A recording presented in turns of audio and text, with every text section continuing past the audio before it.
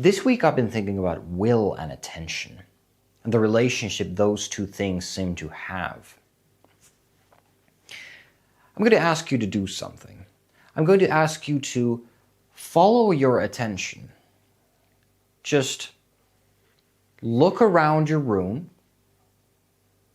wherever you are, just look around and pay attention to where your attention goes.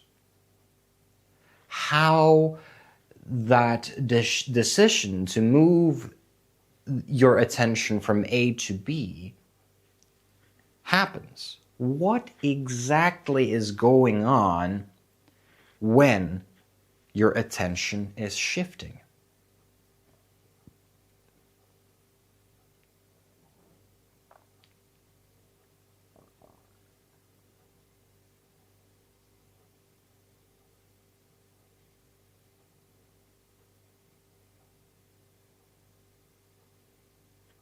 All right, first of all, you may have noticed that your attention has shifted to something attention-grabbing. It could be a thought, it could be something visual, it could be a sound, it could be anything. Now, try and pay attention to your will, the function that wants in your experience. What relationship does that have to your attention?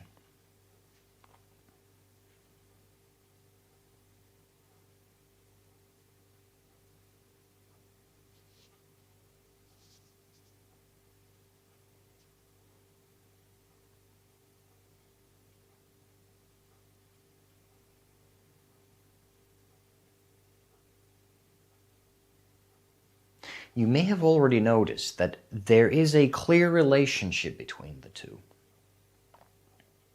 At least for me, it seems as if will comes first. Then attention shifts. Attention follows your will. I feel as if the human will is the seeking function. It is trying to seek for something valuable, interesting, beautiful, meaningful. Something that brings happiness, meaning, eudaimonia, peace. Whatever it's seeking for, that seeking is going to appear in the way that your attention is moving. That's what I think. And that's what I have deduced from what I experience and how I experience the relationship between will and attention. If you're not convinced, try this.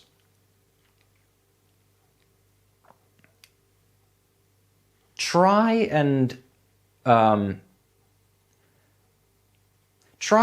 move into a state of being or consciousness where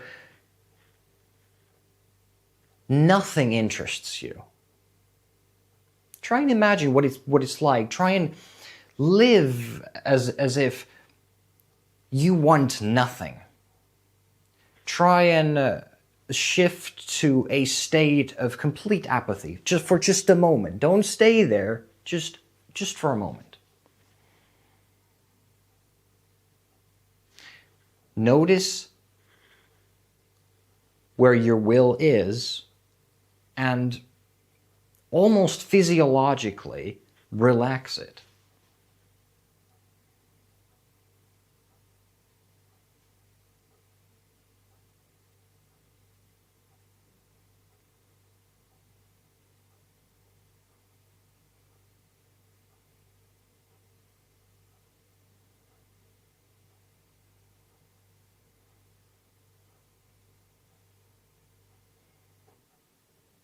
There is nothing to want, nothing to seek for.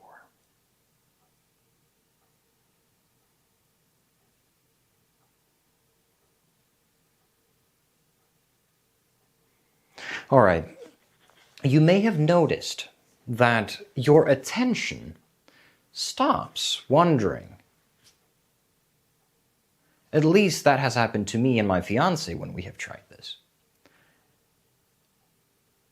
If that didn't happen to you, try again. Then if it still doesn't work, please let me know. And I wouldn't know what's going on there. Whether I'm mistaken or there's something deeper I'm not seeing here.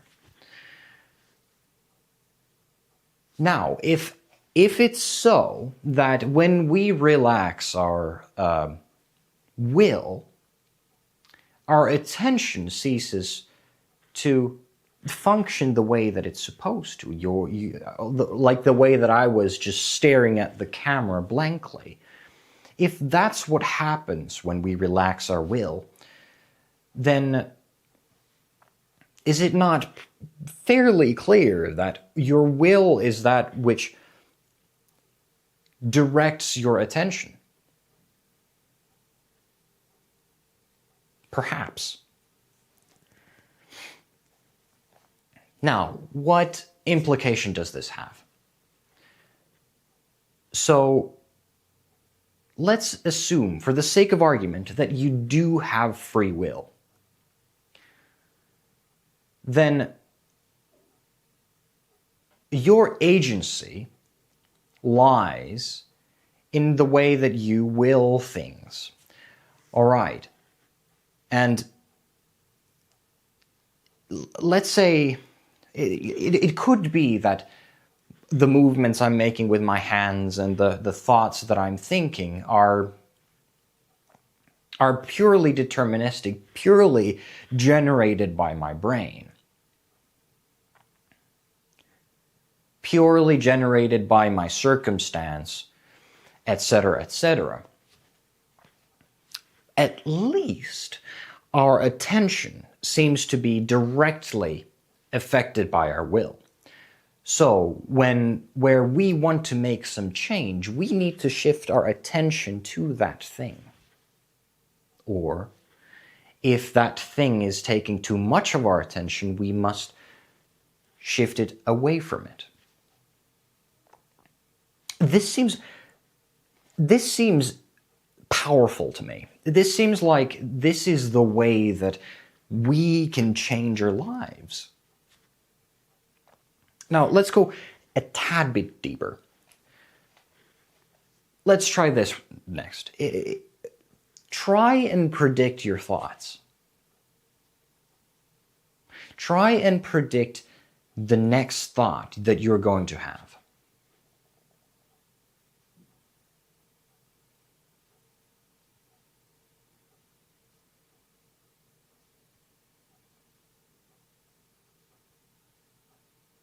You can't, can you? If you could, please tell me what sort of psychic abilities you have. Like, I can't predict my thoughts. I haven't met anyone who can predict their thoughts. This means, to me at least, is that the you that's trying to predict the thoughts is not the same as the thinker.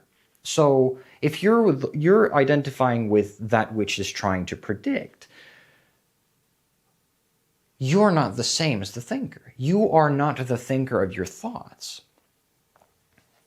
All right. So now that we know that, what about will, the relationship between will, attention, and thoughts?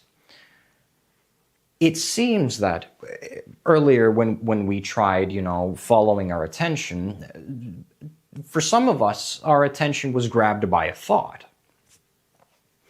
Now, where your attention is going to affect the thoughts that are going to generate. But it seems that our will is also distracted by the thoughts that we generate. So it's a bit of a circle. But the question is, does this will Is this will entirely dependent, entirely determined by our thoughts, our circumstance, our feelings? Now, I'm not going to argue for a yes or no here. I'm just going to leave an open question. Because it seems that in our experience, there is something interesting to be found about the nature of will. If we can so directly study the function of will, then just from pure phenomenology, can we deduce whether free will exists or not? Probably not objectively. But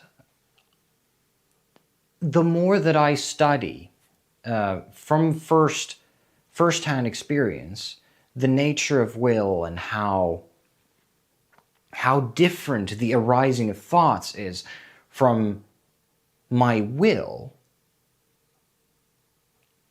there's a clear qualitative difference.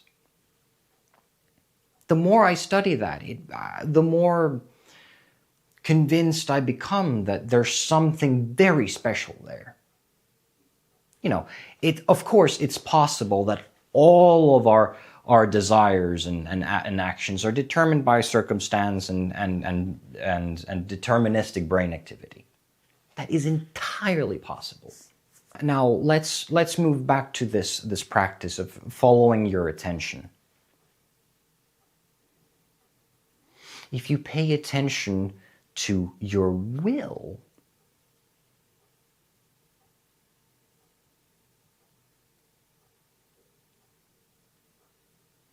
and try and predict what you're going to want, it doesn't work the same, does it?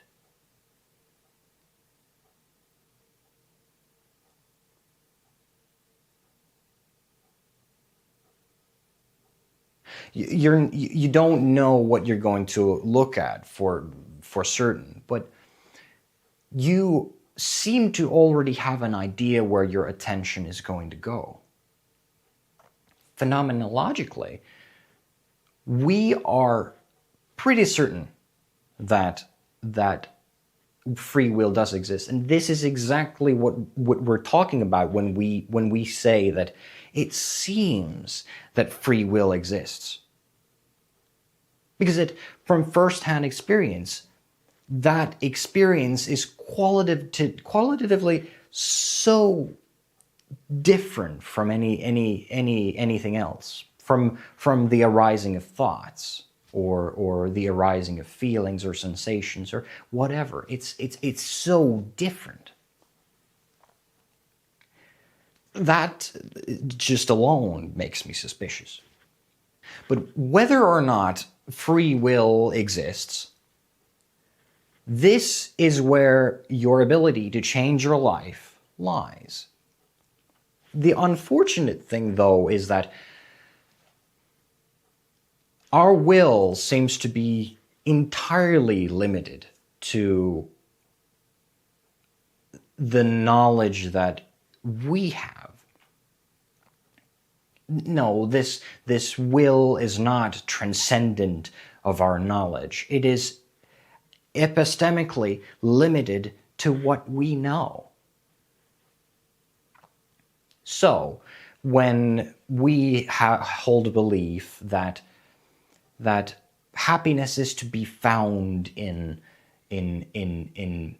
drugs or money or fame or careers or whatever it may be, our will is going to be directed by those things. Whatever may be the best and the grandest and the most wholesome thing that brings us happiness, pleasure, peace, whatever it may be. And this is where will seems to not be enough. We need to know that true happiness is not to be found in drugs or of the like. we first need to acknowledge it. Then the next step is going to be using our will to make the change, to shift our attention from the demon to something better. So, try this in your own life. See what you think, see what you find, and report back to me, because I'd be very curious to know how this is going to be received. Pay in mind, these are just my thoughts and observations. So tell me if you disagree with anything. Tell me if there's a clear argument against something that I just said. I genuinely want to know. This is not just engagement farming. I genuinely want to know. All right, that's this week's video. See you next week. Bye-bye.